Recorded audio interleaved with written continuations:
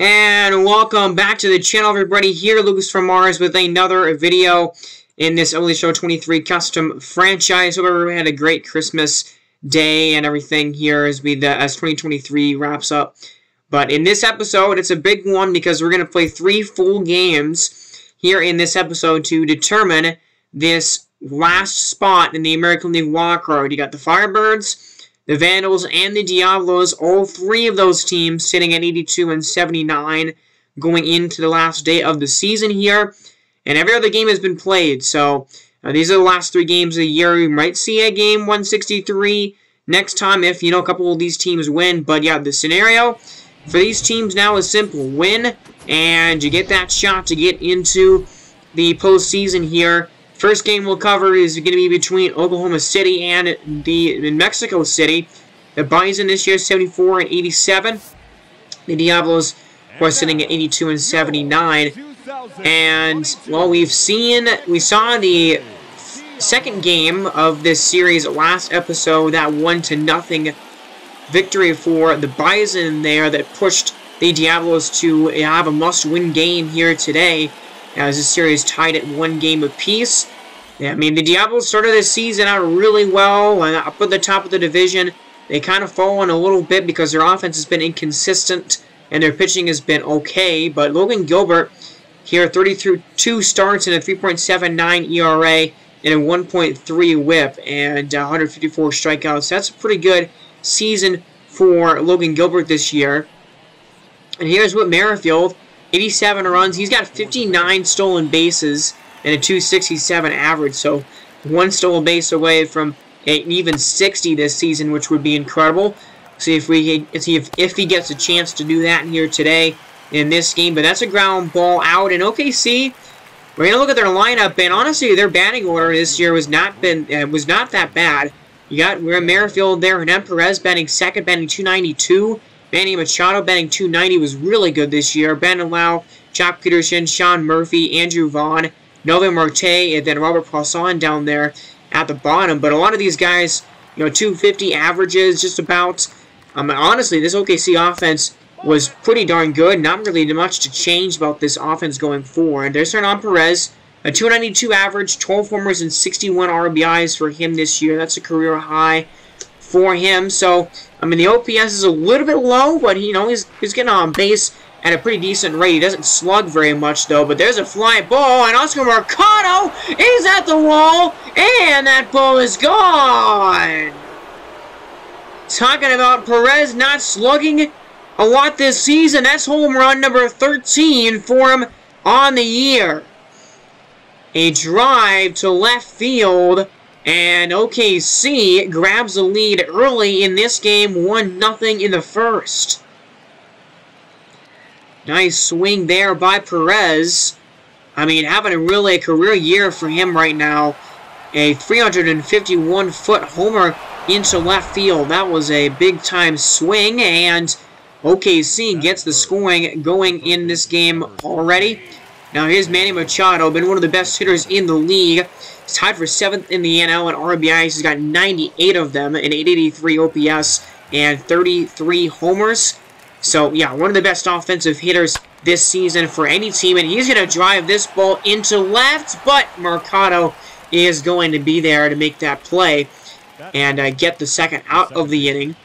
And here is now Brandon Lau, 252 average for him, 790 OPS, 29 homers, and 87 RBIs. I'll take that. Maybe you would think that you would want the average to be a little bit higher for him, but honestly, that's a really good season that he's put together this year. And so now here's Jock Peterson, and a 253 average for him this season, 21 homers, 76 RBIs. That's a career high for him, and a 751 OPS. Not amazing, not bad numbers for Peterson, though. This is a pop-up behind the plate, and Yasmani Grandal is there. He's going to make that catch and in the top of the first inning.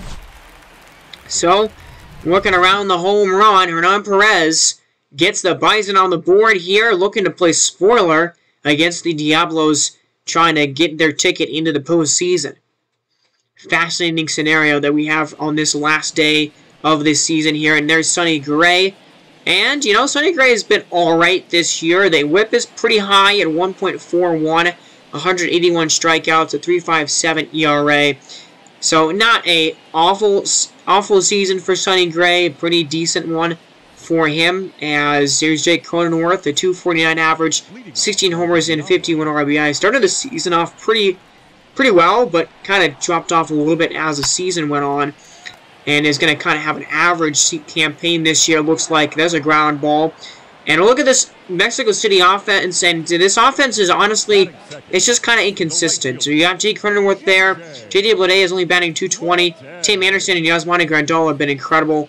But Josh Bell, Mike Moustakas, David Bodie, Sal Frelick, and Oscar Mercado. I mean, David Bodie's been okay, but Moustakas, Frelick, those guys haven't been very good this year. There's Tim Anderson.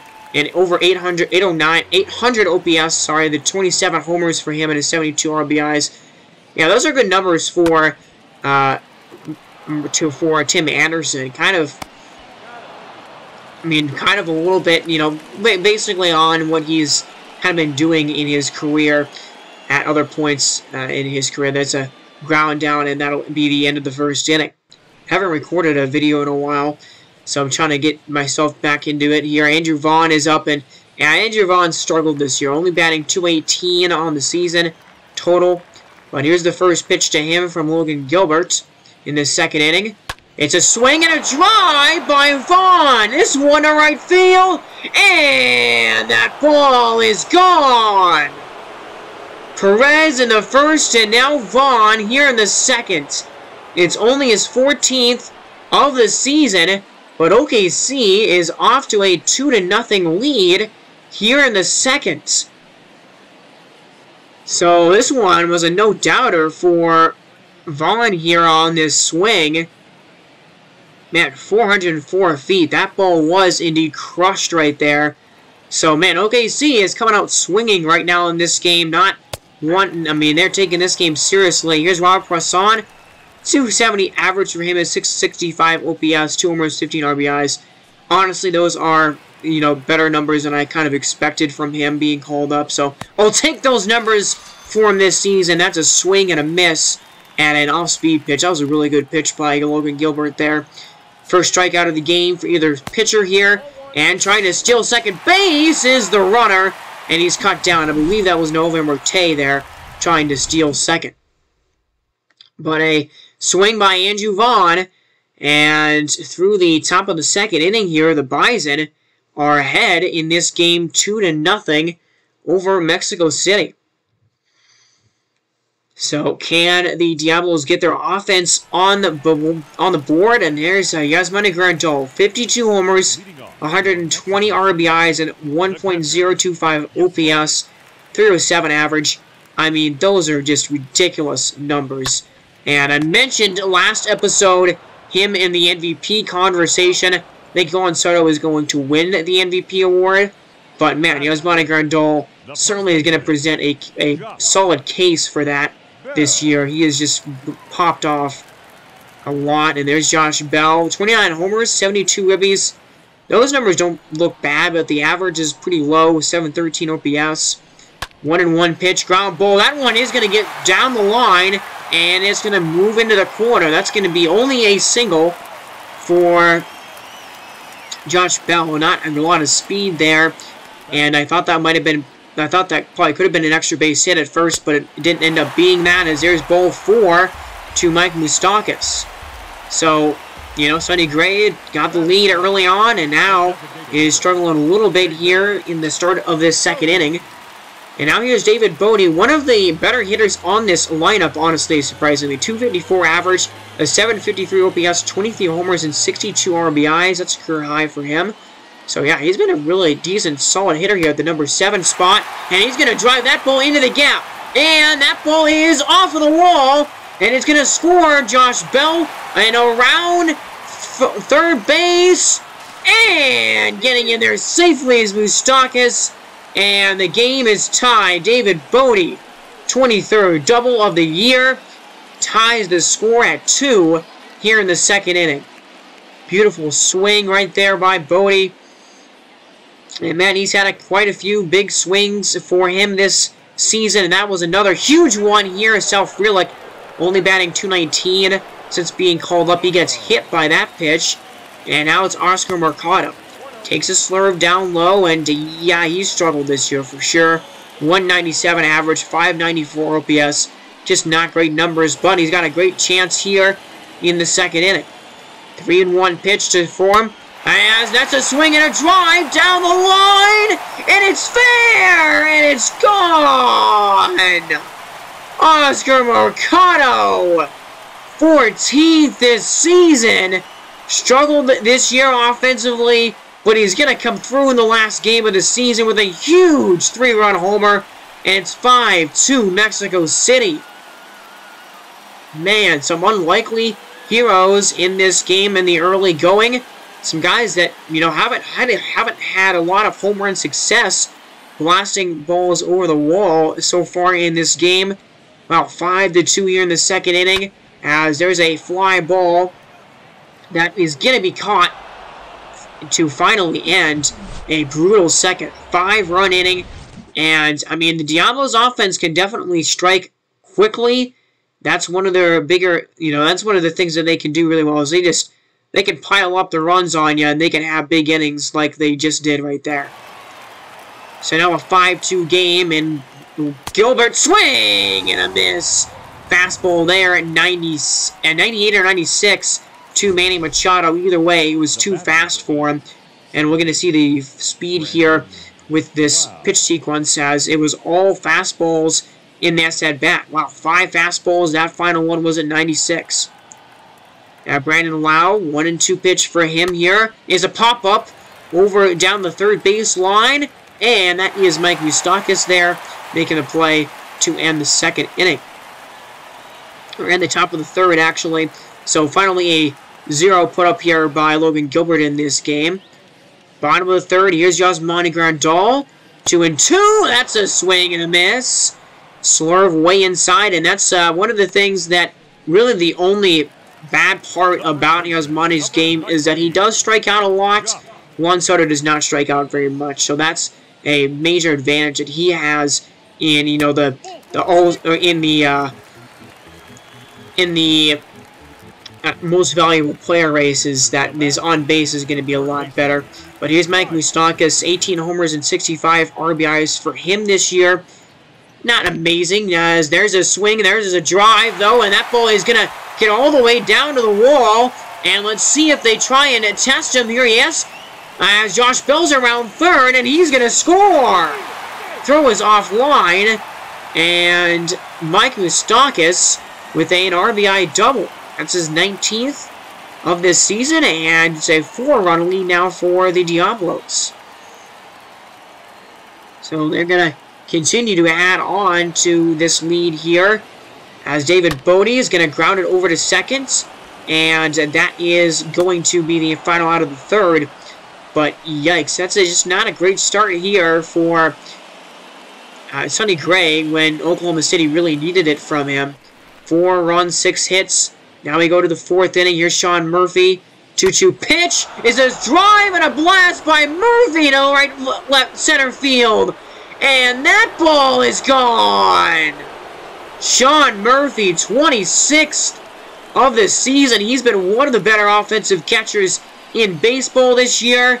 And he makes it a little closer here. The 3rd solo homer in this game for the Bison. And it's a 6-3 lead for the Diablos now. Another no-doubter here into right center. Yeah, right there into the pool, and 376 on the distance there, and 92.6 exit velo. Love those those next-gen stats right there. With that home run, that's a swing and a miss. Fastball to Nover Marte. Gilbert's 3rd strikeout of the game. Now Albert Poisson here, he's going to fly one into the outfield, and I believe that's going to be caught by Oscar Mercado there in left. But Sean Murphy does cut the lead in half and get another homer for OKC.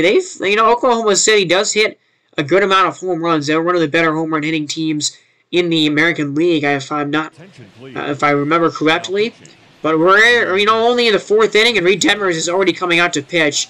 And Reed Detmers, 28.1 innings this season and a 4.13 ERA. Not amazing, certainly not terrible. It could be a lot worse for him. And he was called up with the September call-up period, and he's gotten a good stint up here in the majors this year. And that's a ground ball, and that is a double play. So he, gave up a couple of base runners there in the 4th inning, but Reed Detmers does get through the 4th without any more damage allowed. So, yeah, only 3 innings and 6 runs given up in this game by Sonny Gray. Definitely not a great start for him. That's a fastball. Strike 3 called, and Machado is down on strikes again for the 2nd time today.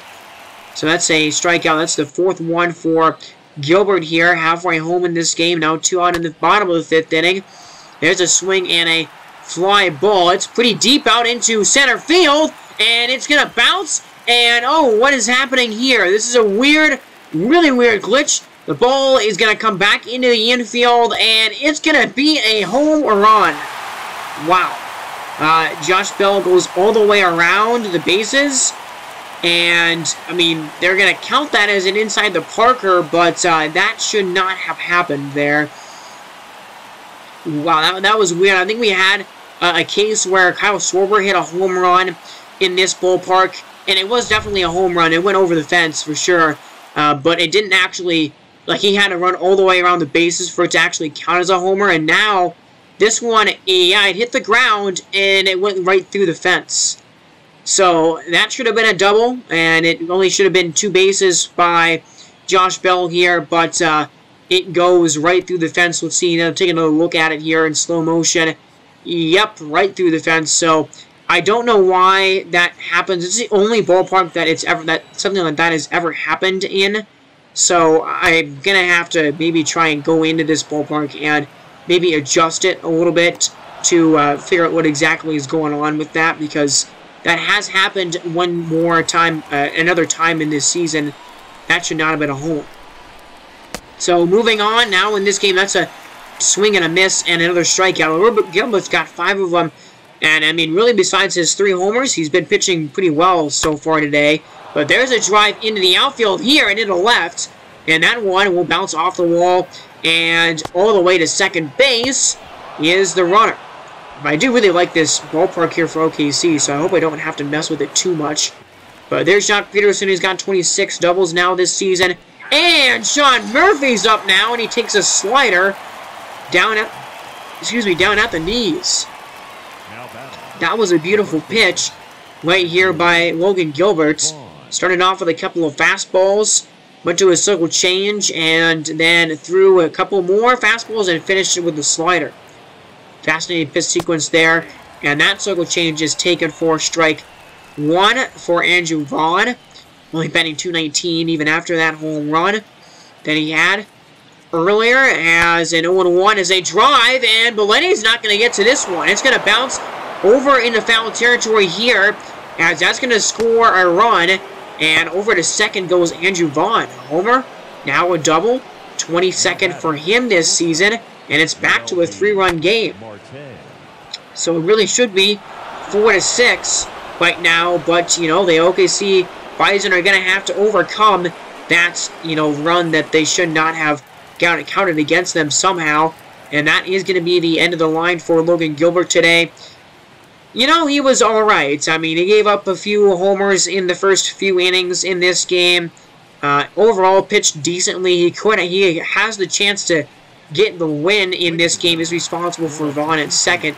And here's Will Bednar, 27 innings for him, and a 3.67 ERA. He's kind of struggled against lefties so far. 3.20 average against them, but a 2.26 average against righties. Not too bad.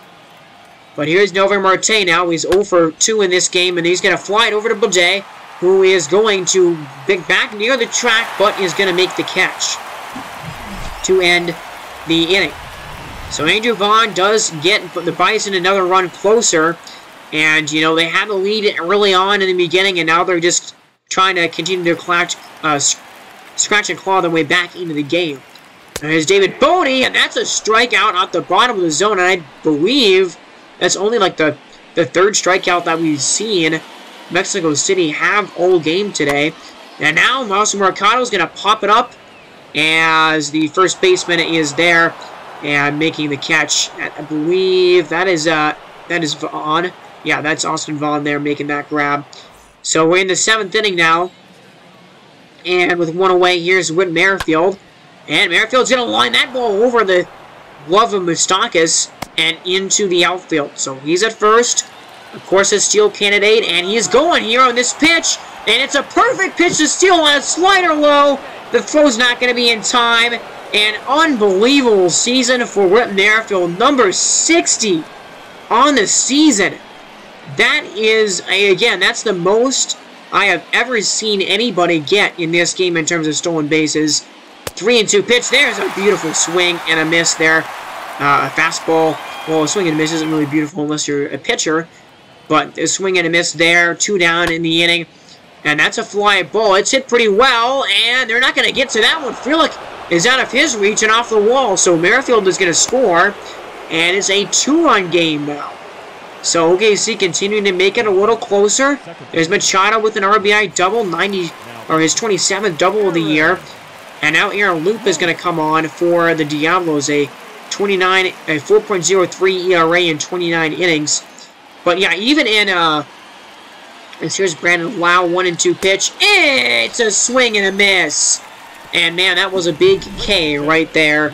So Manny Machado does make it a 5-7 game here. A good one so far in Mexico City. Yeah, even in the MLB Show 20 game, I never had anyone get to 60 stolen bases. That is really an impressive milestone right there for Whit Merrifield. That's pretty incredible stuff. So now we're in the bottom of the 7th, and here's Jake Cronenworth. Still pitching as Reed Detmers here. Cronenworth is going to swing and send that slider. Not a good location. And on the wall here and right, and it's gone. Home run. Not sure who the right fielder is for the Diablo, or for the Bison here. But that is a homer, and it's a 3-run lead again for Mexico City. As I'm not sure how many that actually is for Jake Cronenworth, I believe. I mean, it's still not into the 20s with his homers. You know, his 15th, 16th of the year or something like that. But, man, that ball was crushed. And Brandon Lau might be there and right. I can't remember who the right fielder is. It might be Whit Merrifield, actually. But that's a big swing. And now Andrew Heaney is going to come out of the game, or come into the game now. Andrew Heaney was a starter for a long time in this on this team until Reed Detmers kind of took over that starting role. But he has not had a great season, honestly, a 4.99 ERA. And he's going to give up a walk right here as there's 2 men on and 1 man out for Josh Bell, who's got a homer and a single in this game already. 42 for 2, and he's going to be 3 for 3. That ball is up the middle, and that ball is going to score another run. Yes, it will. The throw a little offline and almost got to the hitter there. J.J. Bleday almost got to that, but there's an injury here. Sean Murphy actually gets hurt on that tag attempt, and he is going to have to be taken out of the game. So, yeah, I mean, Ben Warvets, I don't know how to pronounce that exactly, is going to come on to replace him. You know, OKC, not a playoff team, so, you know, it doesn't, I mean, it does affect them for this game for sure, but not, you know, not a playoff injury for them that they're going to have to worry about. But 4-run game. Here's David Bodie up again, and that's a strike down there at the knees. And David Bodie, he does not agree with that strike call. I don't know. I don't blame him because that one was very borderline. Now 1-2 to Bodie. That's a swing and a miss. Fastball high upstairs, and Heaney does give up a base hit. The run charged not to him but to Reed Detmers. So the Bison, I mean, the Oklahoma City, the Bison have tried to climb back in this game. Mexico City has responded each and every time, but there's a swing and a drive by Jock Peterson to right field, and that ball is gone. Man, another no-doubter from the Bison here in this game. That's number 22 for Jock Peterson this season. And the 4th solo homer in this game for OKC. Man, if only they had some base runners on when these homers were hit in this game, this might be, you know, an even closer game than it is, but it's back to a 3-run lead. So a 397 distance on that home run. And yeah, these teams right now are kind of trading blows. Here's Adam Simber. 29 innings for him, a 1.55 ERA. Why has he only pitched 29 innings this season? That is the question that I have, because those numbers are absolutely incredible. So a 2-1 is a ground ball here, and that is going to end the inning. So Adam Simber, like he's been doing all year, gets out, and gets out of that 8th. But not before Jack Peterson launches a homer over the wall. So an interesting game here so far, a high-scoring one at that. I go to the bottom of the 8th, and here's Sal Frelick, who was 0 for 1 tonight. 3-0 is high, and that's ball 4.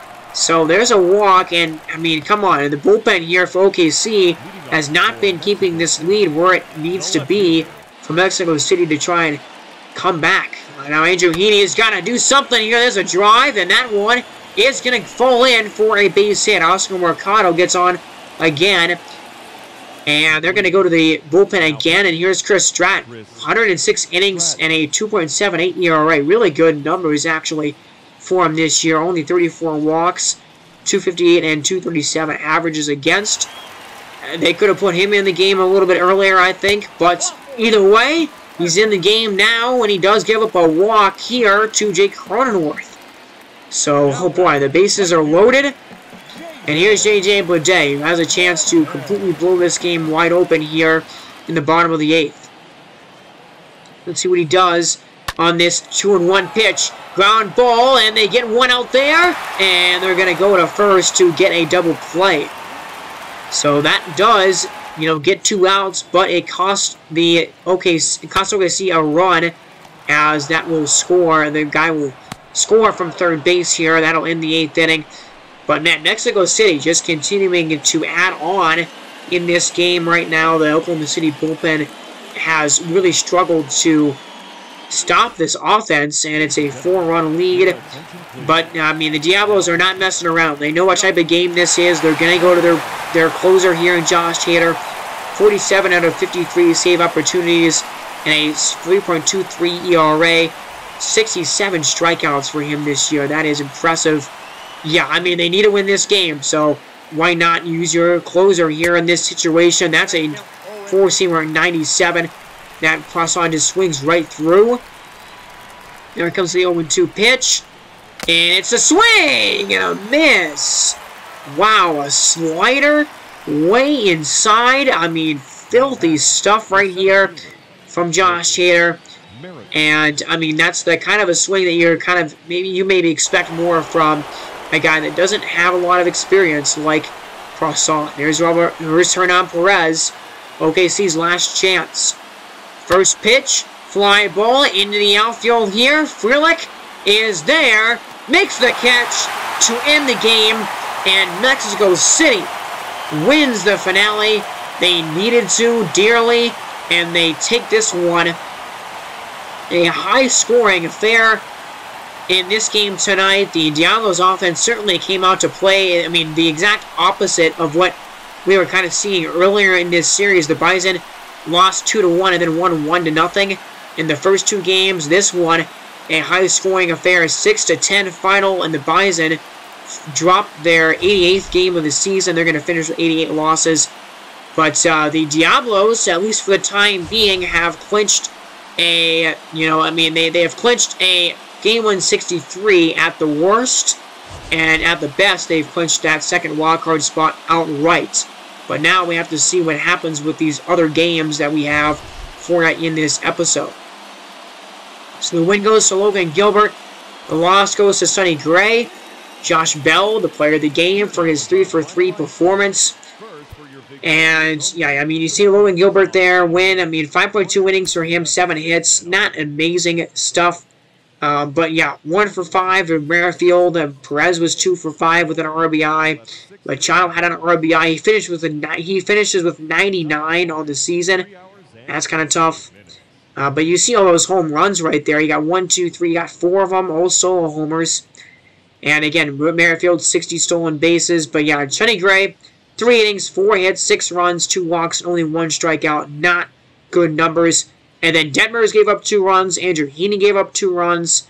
So yeah, the bullpen for OKC did not do a good job in this game at all.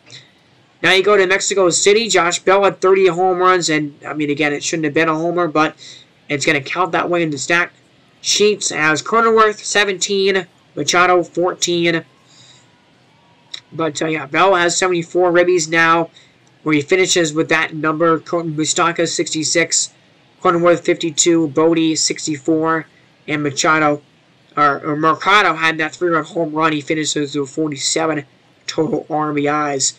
And we'll see, you know, I mean, this is a team, I'm not sure how much their offense is going to be able to carry them or be effective in the postseason, but, of course, they're not technically there yet. They got to make sure, you know, I got to make sure what happens with these other games. But Logan Gilbert, 5.2 innings, 7 hits, 4 runs, 1 walk, and 6 strikeouts, finishes with the season with a 3.86 ERA. Schimber got his 15th hold of the year. And, you know, here, I mean, the bullpen, Bendar and Luke gave up a run, but besides that, the bullpen was good for the Diablos. So that's 1 game down, and here we go into the second one now. And, again, this is a surprising team that is going to vying for a playoff spot here. The Vancouver Vandals, sitting at 82 and 79. Meanwhile, 79 and 83 are the San Diego Sharks here.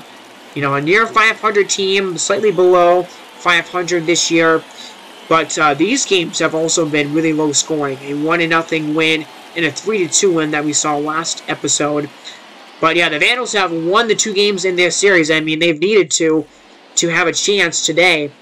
As they're going to be facing Julio Urias, who's had a really good season this year for sure. 33 starts, a 3.02 ERA in 205 innings. A 1.10 whip, 151 strikeouts. Those are good numbers for sure for him. And here's Chuck Nasty, 270 in average, 7.8, 90 OPS, 18 homers, and 66 RBIs. Blackman is having himself a pretty good season offensively. That ball bounces off of Julio Urias and actually is going to be a base hit for Charlie Blackman here to begin the game. Now it's J.P. Crawford. And, you know, J.P. Crawford, he's had a really good season as this number 2 hitter. 282 average, 766 OPS, 16 homers, and 80 RBIs. So that's a pretty decent season for him stat-wise. I'll take that. But really, Vancouver, as you see, there's Ketel Marte's stats on the season. Vancouver has really had a great last couple of months, a team that kind of has come out of nowhere. I mean, they're not a team that I really talked about being in this postseason hunt until the final couple of episodes, really, in this franchise. So, yeah, I would be, I mean, I kind of hope that they do come out, you know, win this game just to kind of be in the conversation. Here's Ketel Marte, 253 average and that 92 RBI total for him this year, and he pops it way over into foul territory. Max Muncy makes the catch. So let's look at this Vancouver offense. Remember, they do not have one of their big stars on this team right now because of an injury. Just Charlie Blackman, J.B. Crawford, Ketel Marte, Nolan Arenado, Anthony Rizzo, Kyle Isbell, Gabriel Moreno, David Peralta, and Brad Miller. That's the lineup here. They do not have Austin Meadows on this team because he got injured in the last episode or a couple episodes ago. That's a big blow to their offense. Here's Nolan Arenado, 29 homers, 87 RBIs for him, and a 264 average. As this ball is a ball, though, that's low. Circle change. 298 home runs for Manny Machado going into this game. Here's a 3-2 pitch. Swing and a drive by Machado into center field, and that ball is gone! Nolan Arenado, 30th homer of the season, and that's career home run number 299 for him. Wow, okay, the Vandals will score first in this all-important final game of the season, 2-0 Vancouver. Off of the bat of Nolan Arenado. And, you know, Nolan Arenado, honestly, for kind of what he's done in his career, this is kind of a down year for him. One of the, you know, a season that he doesn't have, you know, he's got a below 800 OPS, and, you know, not a ton of RBI. His RBI total is not insane or anything. There's Anthony Rizzo, 275 average, 19 homers, and 51 RBIs. So, you know, overall, you know, Arenado hasn't been the one of the best offensive third basemen out there. He's been really good, though, but maybe below kind of his standards, what you would expect from him. But he does come up with a huge swing early on in this game, the first inning, and he's going to give his pitcher here, the ace of this Vandal staff, a 2-run cushion. And there's Ian Anderson, 32 starts this year, an 11-11 record, 3.65 ERA and 185 innings, 167 hits allowed, a 1.32 whip, and 147 strikeouts. You know, the Vandals pitching staff isn't unbelievable or anything. It's not going to blow you away. I think their bullpen is pretty decent, though. But there's Dansby Swanson, 253 average for him. And, yeah, he's been he's having a decent season. The average and on base are a little bit low for him overall, but still is having a pretty good year. As you get to see, yeah, they're half game back now because of what just happened with the Diablos. That's a swing and a miss at a curveball that was way, way low in the dirt. Pretty filthy pitch right there from Ian Anderson. You know, he's not an incredible strikeout pitcher, but he made him look silly on that pitch here. As that ball is outside for ball one, and you can kind of see some score updates from the game that we just played there down in the box. But 20 home runs this year for Dylan Carlson, who's had a pretty decent season. As that one is caught. Line drive right to Anthony Rizzo there at first. So here's the lineup for San Diego. You got Dylan Carlson batting second. Dansby batting first. Max Muncy batting third.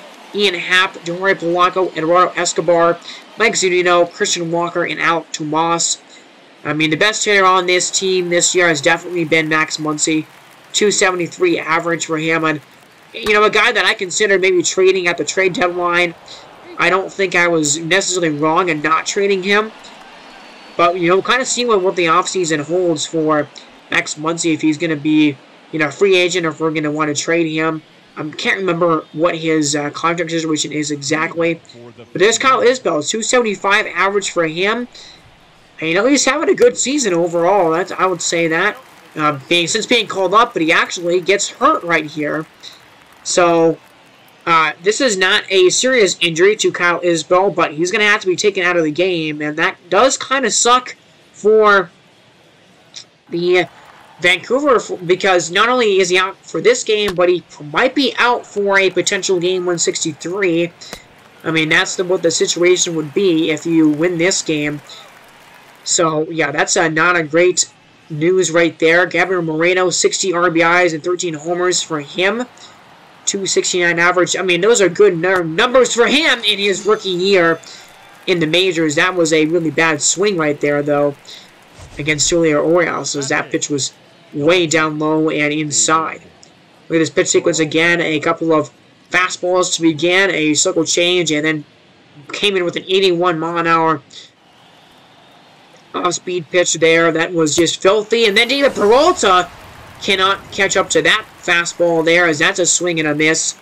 So, in the middle of the second inning, 3 strikeouts now for Orioles, and that inning was much better than his first frame of the night.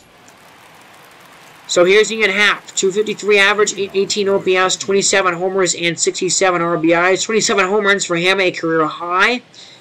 As a 2-1 is a swing and a drive. Left field, off of the wall. Nearly was a home run, but Ian Happ will settle for a double instead. And that's number 23 for him on the year. Now it's Jorge Polanco, who's been pretty good, actually, offensively for the Sharks. 263 average, 729 OPS, 12 homers, and 40 RBIs. Not really sure. I don't think he was a starter necessarily in the very beginning of this season for San Diego. Kind of was moved into that role gradually, but that's a pitch that he definitely should have swung at. That was, I mean, an off-speed pitch kind of right down the middle. So Polanco kind of kicking himself there for not swinging at that one. There's Mike Zunino. I mean, 20 home runs and 63 RBIs is pretty impressive, but a 206 average isn't, for sure. But, you know, I mean, for a catcher, you kind of take those numbers. You're not expecting him offensively to go crazy, but he does. He's going to get a double here into the gap to make it a 2-1 game. So, you know, 18th double of the year for him. I mean, his extra base hits haven't been that bad this year, but the average and the on-base probably very low. But that is going to be the end of the inning. But Mike Zunino, you know, you take that. I mean, an RBI double here, and the Sharks cut the lead in half. So after 2 innings, it's 2-1. So here's Brad Miller, and Brad Miller is going to swing and miss. I mean, the reason we put him on the bench for a time on this team because he's just not had a good season offensively at all. And he strikes out there. 4th of the game for Royals now is Charlie Blackmon. And Blackmon is going to take a look at a 4-seamer right on the corner. My goodness, was that a good pitch from Urias. So his 5th strikeout of the game, and now it's J.P. Crawford, who's also struck out earlier today. 1-2, that's a swing and a miss. 4-seamer at the knees. Wow, a strikeout of the side by Julio Urias. He's got 6 Ks in 3 innings. So here's now Alec Tomas. Yikes. Yeah, not a good season for him in his rookie year at all. And he's going to swing and miss at a off-speed pitch there way outside. Yeah, he's not going to be starting on this team going into next year. Those are just really awful numbers for him. I think he actually spent part of the season in, you know, the minors because he was doing really bad. That's going to be a interesting double play, but a tag of the runner going to 3rd and a throw to 1st to end the inning. Now we're in the top of the 4th, and that's ball 4. Now up comes Nolan Arenado. 1 for 1. Of course, had that home run back in the 1st inning. He's 3 for 7 in this series. As a 3-0 pitch here. It's a swing and a drive into deep right field. Going back is the right fielder. Carlson is at the wall. And that ball is gone. And Nolan Arenado is 300th career homer in the final game of the season. And it's 4-1 Vancouver. Man, I didn't even realize going into this game that, you know, he was so close to a milestone like that. So I was caught off by total surprise when this actually happened when I was recording the game. Because I didn't even see the milestone marker thing that you guys saw earlier in this game. So that was a total surprise to me for him to get to 300 homers in this game. That's incredible, though. I mean, in the biggest game of the season, Nolan Arenado has come to play. 2 homers in all 4 ribbies so far in this one. And he thanks the crowd coming out for a curtain call there. Man, that was a crazy moment as it's a ground ball over to 3rd. Gonna end the inning, but man, a special milestone moment for Nolan Arenado in his career. 300 homers, 31 of the year, or 31 on the year for Nolan this season. 3 hits, 4 runs for Vancouver. Bottom of the 4th coming up now. And here's Jorge Polanco. 2-2. That's a curveball and on the corner. Inside part of the plate for strike 3. Ian Anderson with 4 Ks now. And he's pitching really well. You know, despite the double that he gave up earlier. He's got a cushion from his offense here. So now 1-2. That's a swing and a miss. And Escobar cannot catch up to that pitch there. That's strike 3. So, you know, Ian Anderson, man, 4 pretty good innings. 3 hits, only 1 run allowed. So we're going to the 5th inning here. We want to move this game along relatively quickly. David Peralta is going to swing, send that ball into the outfield here, and is not going to be caught by the outfielder. I'm not sure. I don't really know who the outfielders are on this team here, as that is a throwback into the infield. I know Dylan Carlson is one of those outfielders, and I'm fairly certain that he's their right fielder. But that is going to be the end of the game for Julio Urias, who simply did not have it tonight. He was not good in this game. And Eric Swanson's going to come on and pitch. And 95 innings for him, a 3.98 ERA. I mean, overall, pretty decent season this year for him.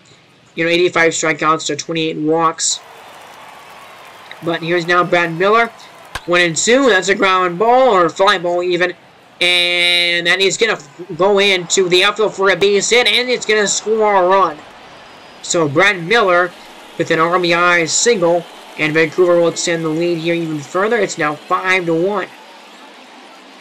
And a fastball that was outside of the plate here, but that one was just dropped into the perfect spot in right field. Now 2 men out.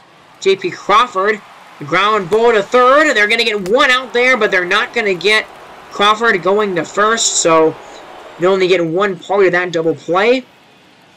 And now it's Ketel Marte, and Ketel Marte is going to fly one into the outfield. They're pretty shallow center, but let's see if they test the throw. They will, and coming on home to score is the runner from third.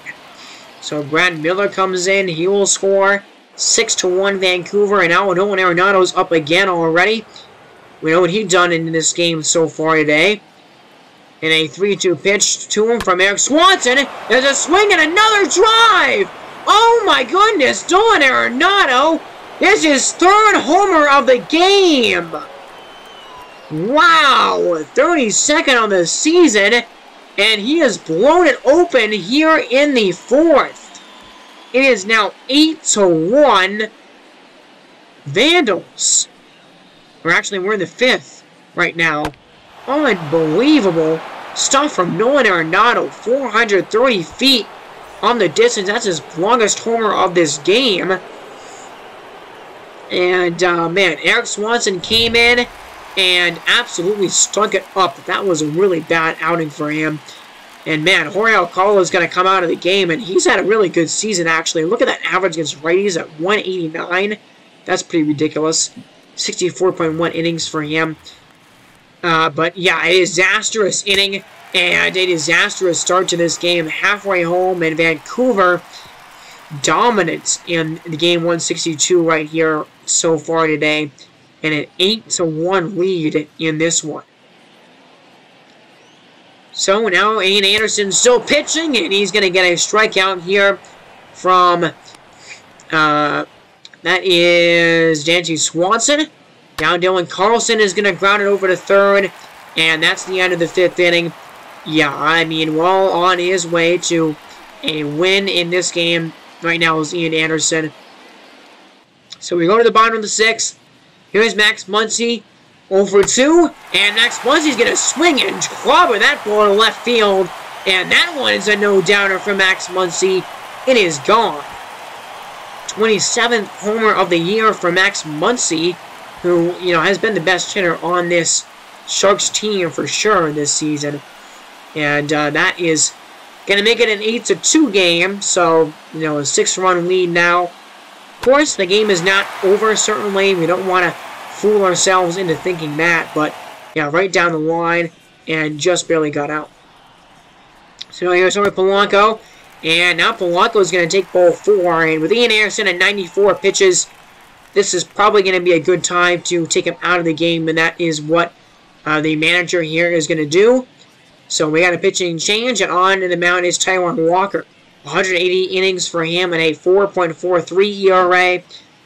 You know, I started out as a starter, was not very good this year, moved into the long relief role, and he really hasn't had a much better time in that long relief role. He's just not had a good year. But he does get out of this 8th inning here, the bottom of the 6th with a double play. So, yeah, Max Muncy does make it a little bit of a closer game, makes it a 8-2 lead now, but with only 3 or more innings to go, it looks like this one, not completely out of reach, but the Sharks definitely running out of time. So we go to the bottom of the 7th inning, as Taijuan Walker is still pitching here. That's a swing and a miss. Mike Zunino cannot catch up to that pitch as there was out number 1. Now here's Christian Walker, and Walker is 0 for 1 with a walk in this game. he hasn't really been that great for San Diego since we called him up. And he is going to swing and miss as well on a fastball there. And man, T. Walker has a big couple of strikeouts here. As that ball is in the dirt.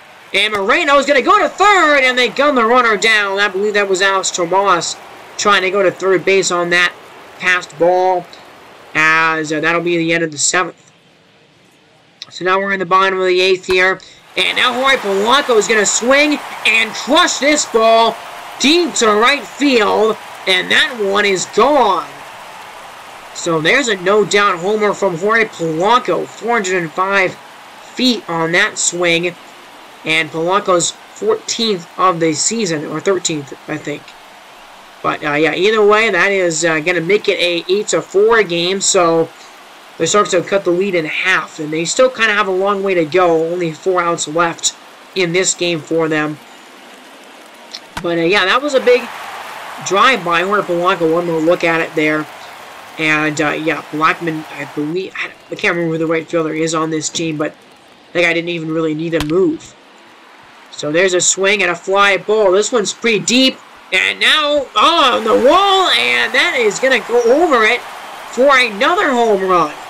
So Eduardo Escobar is going to launch a homer into straightaway center field. And it is a 3-run game here in the 8th inning. So, you know, you certainly don't want to count the Sharks out of the game completely here. And I think it's time for a new pitcher in this one. But let's see, this one went 436 feet. Wow, that ball was, yeah, absolutely crushed. And off the batter's eye there in center. So, yeah, they're going to go to the bullpen again here. And Richard Blair, 42 innings of 4.07 ERA. Yeah, I mean, not an awful season for him. Not necessarily amazing either. He's been really good against lefties, though, this year. But he does get this out here. Yep, he does. So that'll be the end of the 8th. And that was a pretty big out, actually, to kind of stop the bleeding there a little bit. And, yeah, Taylor Walker, I mean, he struggled with homers all year long. And that definitely was the case there in that outing. So, Nick Anderson looking to get that 40th save of his season here. 3.14 ERA and 51.2 innings. 50 strikeouts to only 15 walks. Been incredibly effective against lefties this year. He's got 1 out already, and he's got 2 now, as that's a swing and a miss. And the Vancouver Vandals are now out away from a game 163 against the Diablos here. So now 1-2 to Dansby Swanson. A ground ball to short. And J.P. Crawford throws it to first base. That's the game. And Vancouver has kind of come out of nowhere to surprise everybody. And they are going to get a chance to play for that wildcard, for that final wildcard spot here. So the first 2 teams that we focused on that needed a win today, they did in fact do it. They won an 8-5 game. I mean, you know, kind of dominating start to this one. We kind of saw a little bit of a comeback happen for the Sharks, but it was just too little, too late. And those are the 3 swings that Nolan Arenado had in this game. Definitely the star of the show, I would say.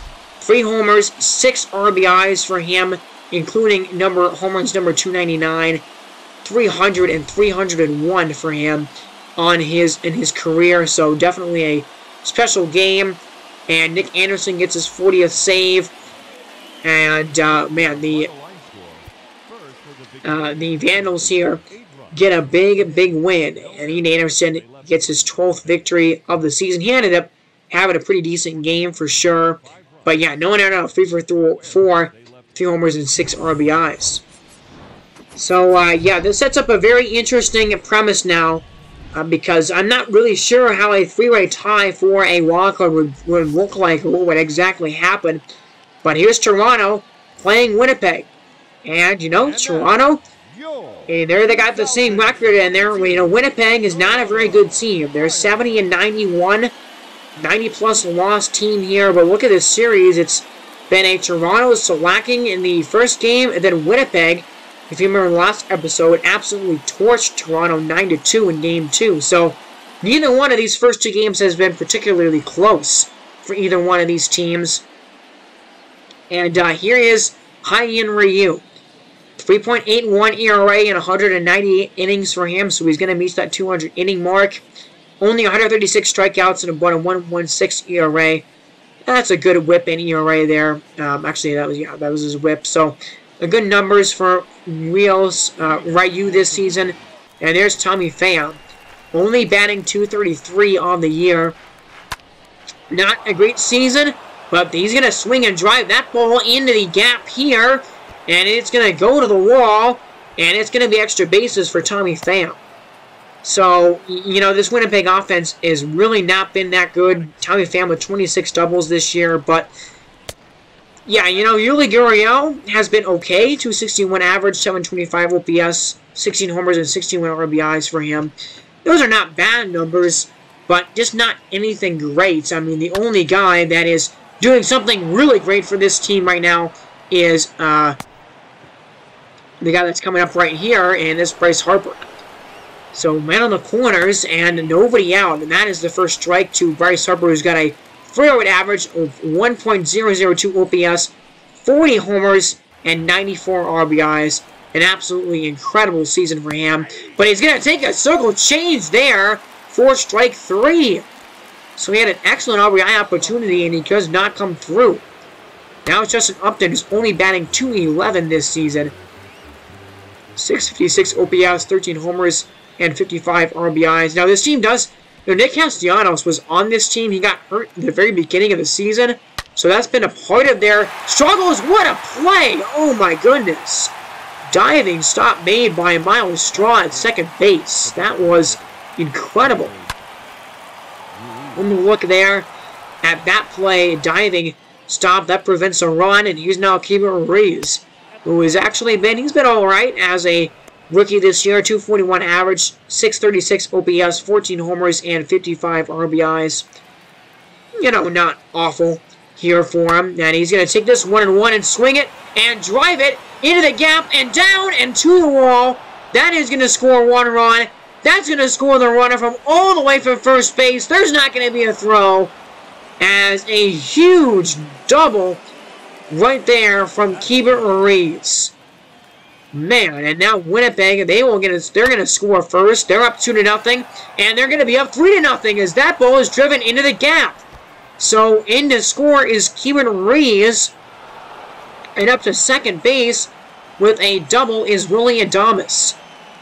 23 on the season for him. He was hurt at the beginning of the year. He came back, and you know, he's been okay, not been necessarily exceptional for this Winnipeg lineup, but that's a big swing and a big first inning for the Wizards here, as they are jumping up to a 3-0 lead already.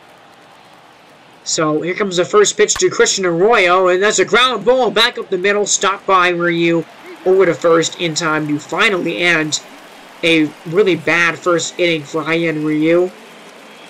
And Winnipeg, they got an early advantage on Toronto, looking to play spoiler here in Game 162. 3-0 lead. And here is Sandy Alcantara, who has been one of the better pitchers for this Winnipeg team. Obviously, Robbie Ray is their ace, but 32 starts for him, 8-17 record. 17 losses is a lot. But you know, he's only got a 4.03 ERA, and here's Myles Straw, who's batting .308 with an 8.33 OPS. He has been ridiculously good, actually, for Toronto this season. Way, way better than expectations. He is going to be thrown out here at first base. But, you know, you look at Toronto, and I really do like this lineup. You got Myles Straw there batting first, Nico Horner batting second, Jesse Winker batting .310, Shohei Ohtani, of course, Pete Alonso, Miguel Cabrera, Christian Vasquez, Heimer Candelario, and I don't know why, but Hyen Ryu is for some reason in this lineup. So, I did notice that. You know, it wasn't a problem for the beginning of the season. That wasn't happening, but kind of towards the last week or so, I was kind of messing with the lineups, and I think I had accidentally, you know, I kind of messed up the positioning for Shohei Ohtani, who's still the ace of this team, but now Ryu is in the lineup for some reason, and, you know, we have the DH in this league, so he shouldn't be in the lineup at all. I'm going to have to fix that going into year 2. I don't know how exactly that happened. But either way, that's a strikeout over you. And then a line drive caught by Miles Straw at second base to end the inning. So, yeah, we know that we're going to have to play at least one more extra game. And here's Shohei Ohtani, 897 OPS, 27 homers, 84 RBIs.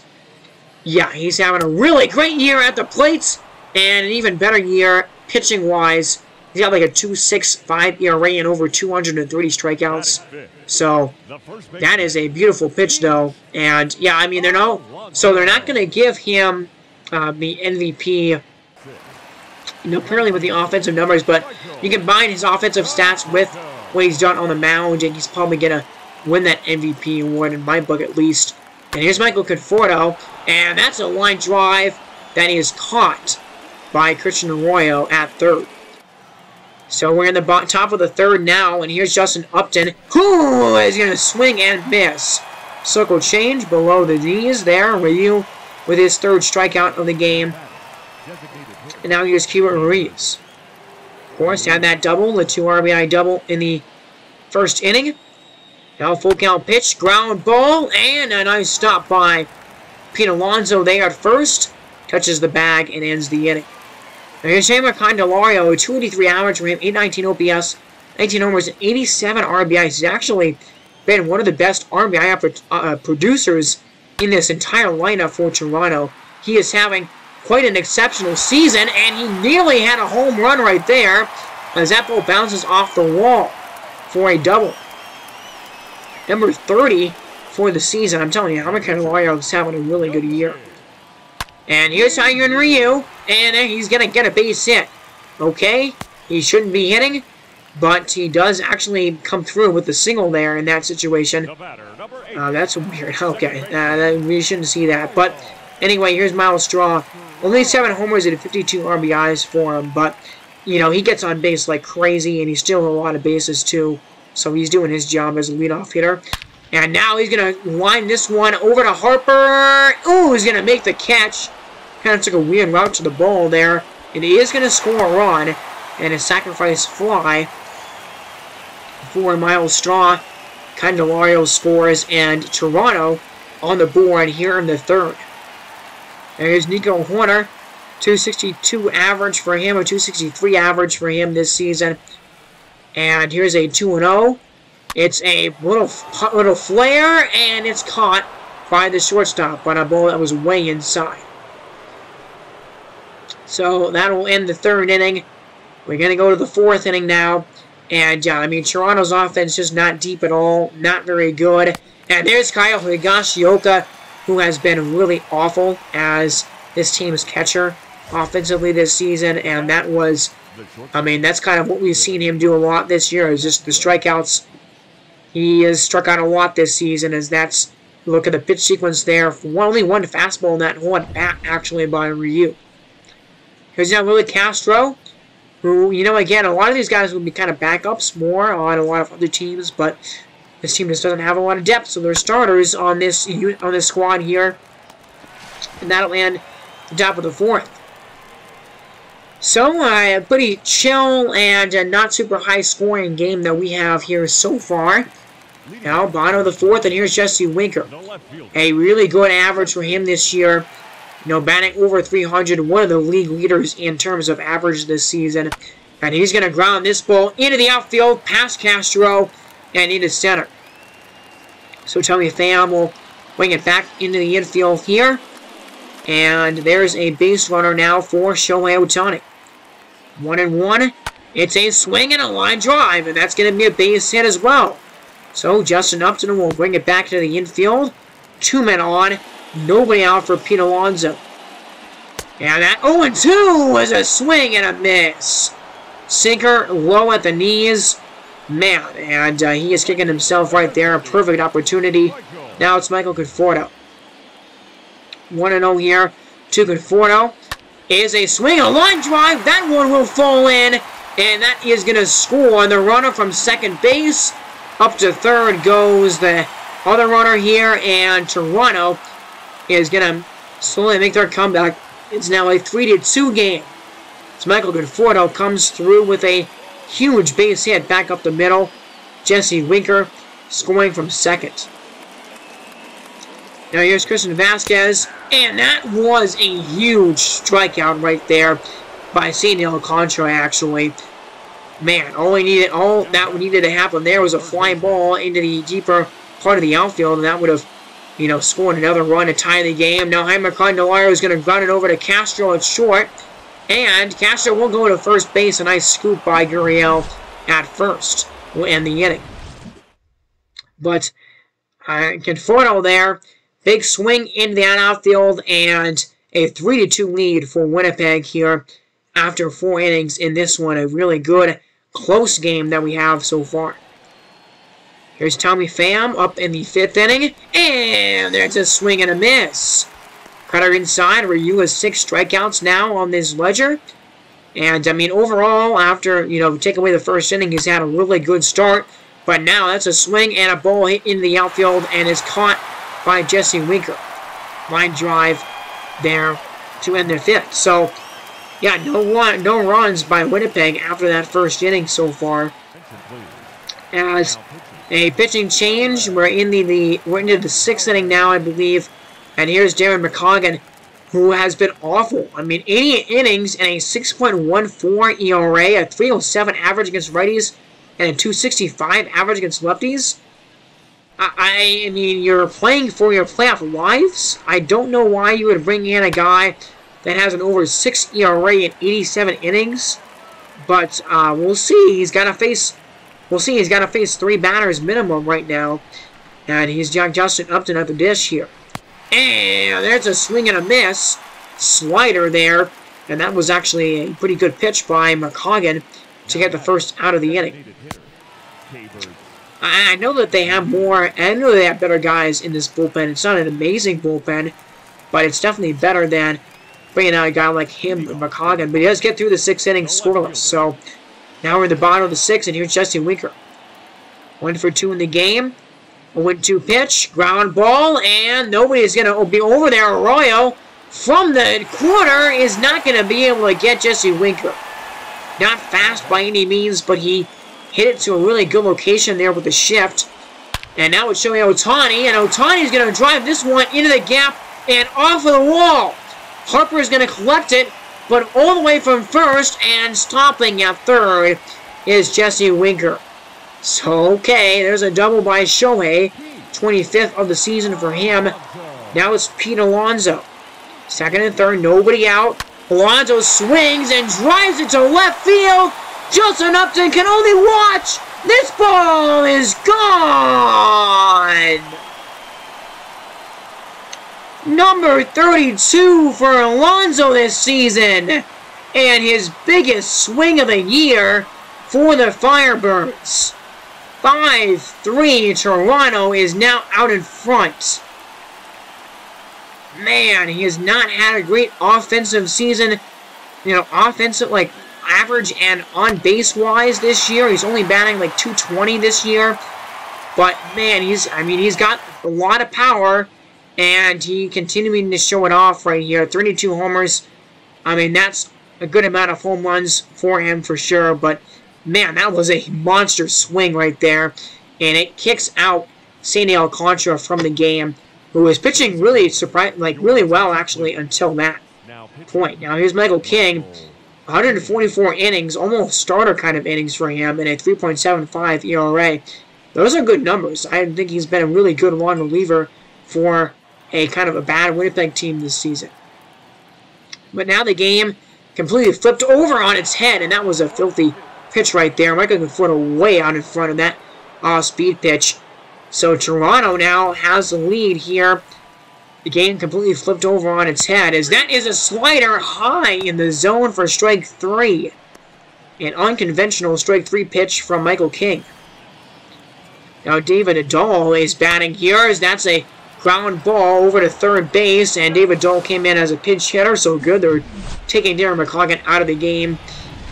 That's a smart choice for sure, but man, what a swing by Pete Alonso. Yeah, I really like the Firebirds. I love these uniforms. I won't change either one of these jerseys, really, except I'm going to put some Winnipeg's text on the front. of the Winnipeg jerseys, I think. But either way, there's Kostavinsky, who's had a really good year. 78.2 innings, a 2.86 ERA, 198 average against lefties, or against righties, I mean. But an over 300 average against lefties, so has kind of struggled in that department. But he's been pretty good overall in the season. He's going to walk Christian Arroyo, though, to put a man on.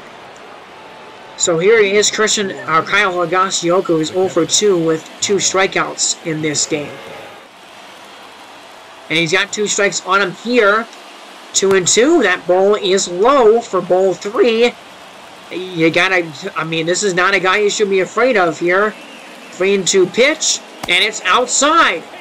And man, Nowitzki walks the bottom of the order here to bring up Willie Castro. 2 on, still nobody out, and Willie Castro is going to go for a bunt, and it's going to be a really good bunt. Perfect bunt, actually, because Castro is going to reach. It kind of looked like Kostavinsky could not handle that ball as it went out in front of it. It kind of bounced off of his glove, it looked like a little bit.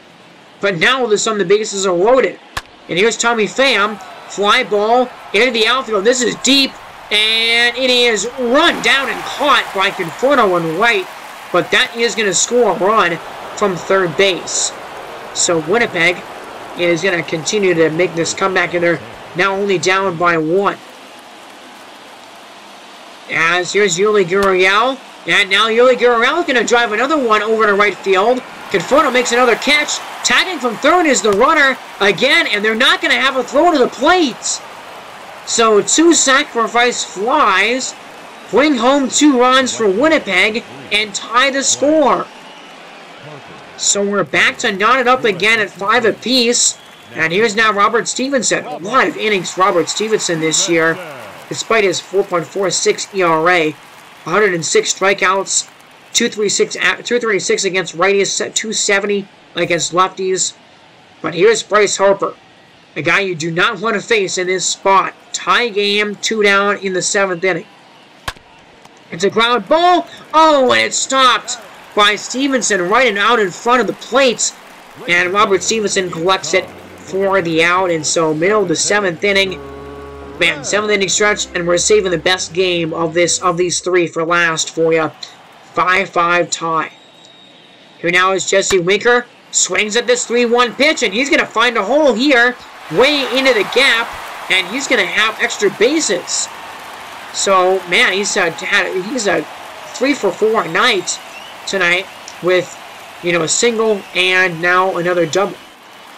31 doubles for him this season. Now it's Ohtani again, and Ohtani's 2 for 3, but that is a ball hit pretty well, but it's going to be caught by the center fielder. That is Tommy Pham out there in center to make that catch. And so we'll go to the top of the 8th. Justin Upton against Stevenson here. That's a swing and a miss for a seamer at 97, and just blew it right by Justin Upton. So look at this pitch sequence again. You got a 4-seamer at 98, a really high slider. 4-seamer at 96, basically right down the middle, and a few more fastballs there to finish that at bat off. Now here's Willian Adames, 2 for 3 in the game with a double, a single, and an RBI. 2-2 pitch. It's a swing and a miss. Curveball down and near the dirt. That was a brilliant pitch right there by Robert Stevenson. So a huge 0 put up as we go to the bottom of the 8th. Big time inning. Now there's 2 down in the frame. And here's Christian Vasquez against Michael King still pitching. Ground ball. And it's stopped by the second baseman. We're going to go to first. And that is going to be the end of the 8th. So this game is going to come down to the wire. We are going to go to extra innings here. 5-5 the score. Exactly what you want from a game 162 where the playoffs is on the line. Here's Josh Reddick.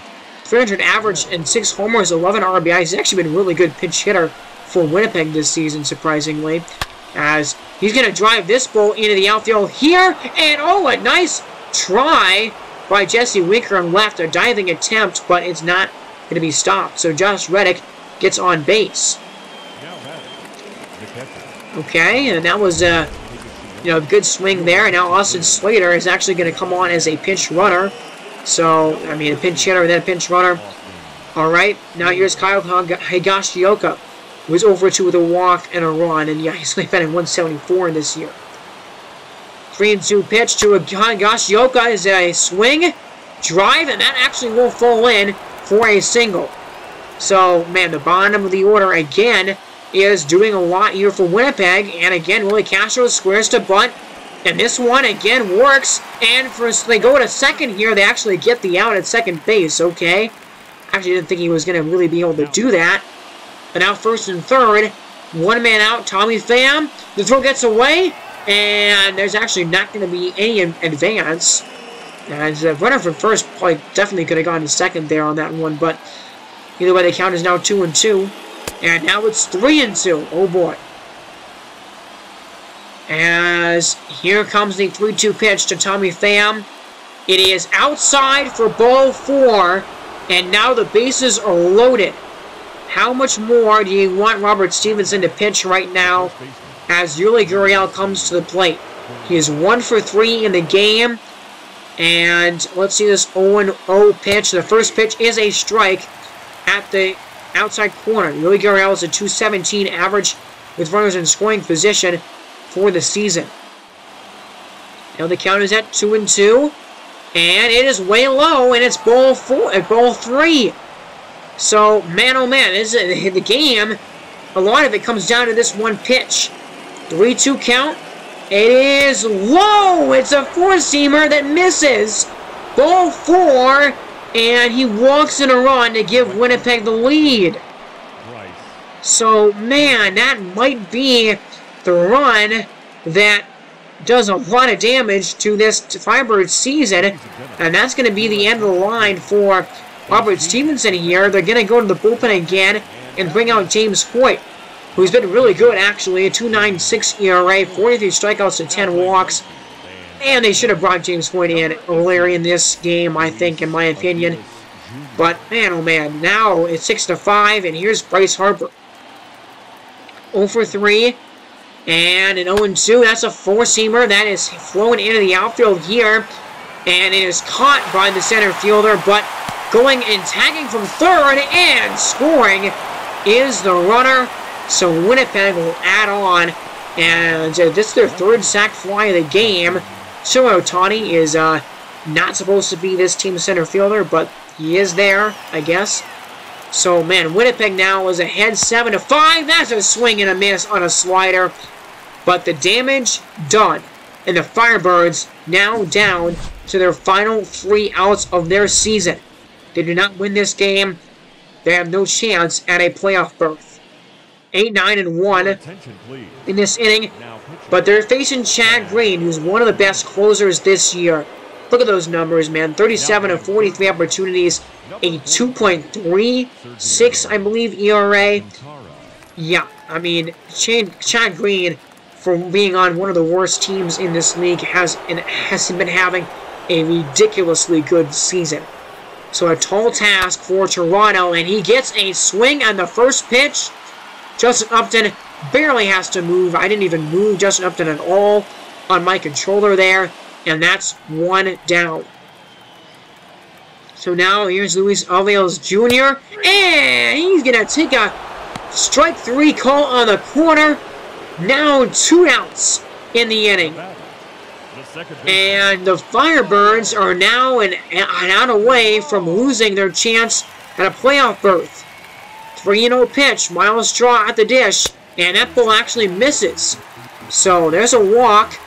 That's going to bring the tying run up to the plate in the form of Nico Horner, who's 1 for 4 on the day. 0-1, the count. And that is fouled away, a curveball, and now 0-2 down to their last strike of their season. And here comes the pitch by Green. It's a ground ball, and Adames has it to first. It is in time, and the game is over. And Winnipeg plays spoiler big time and ends Toronto's playoff hopes. Man, 71 and 91 they finished on the season.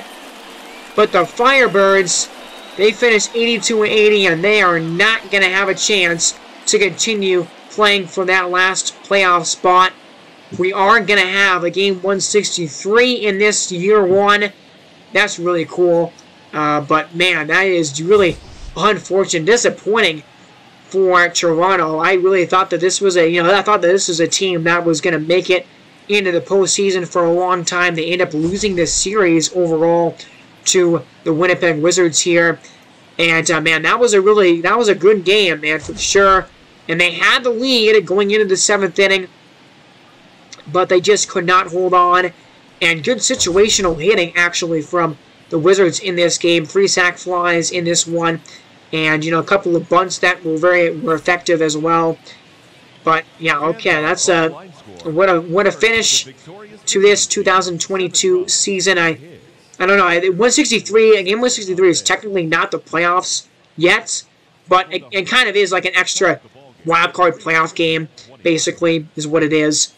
But, yeah, you look at that batting order for Winnipeg here, and, yeah, there's a clear need for them going into next season. Definitely need to improve this offense a lot. They're going to get Nick Castellanos back, and hopefully, for a full season, but still was not a great offensive season by anyone besides Bryce Harper, who would have finished with 95 RBIs and 40 dingers on the year. Yeah, really impressive stuff for him this season. But that is going to be the end of this episode. So, I mean, I'm sure that you can guess what we're going to come at you with next time. And it's going to be the season finale.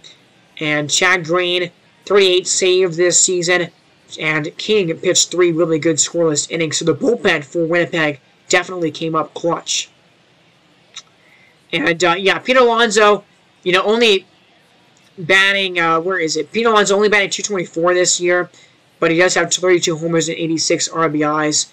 And then Straw and Conforto got the other one. So we will have game 163 between the Vancouver Vandals and the Mexico City Diablos next time for you in this franchise. You look at the pitching here. Haier Niu, honestly not a bad game for how it started for him. 5 innings, 5 hits, only 3 runs, all in the first inning. But yeah, the bullpen for Toronto struggled in this one for sure. Davinsky gave up 2 runs, and so did Robert Stevenson. So that's going to be it for me in this episode, everybody. Thank you guys for watching. Hope you had a wonderful Christmas holiday season. And hope you guys have a wonderful New Year is coming up. I definitely want to get this final episodes of year 1 out and released to you guys before I go back to college for another semester. I will be doing that in a couple of weeks, so we'll see how many videos I can get out. But really, it's not going to be a lot of editing for me going forward because I only have to edit 1 more game than the season.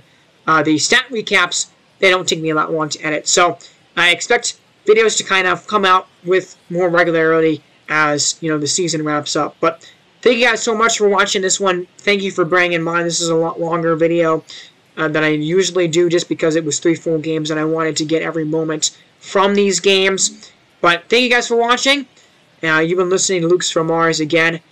Have a wonderful Christmas. Hope you guys had a wonderful Christmas season. Got everything you wanted from Santa Claus. And, again, just an incredible holiday remembering the birth of Jesus. But either way, thank you guys for watching. And one more time, this is Lucas from Mars. Have a great day, and God bless.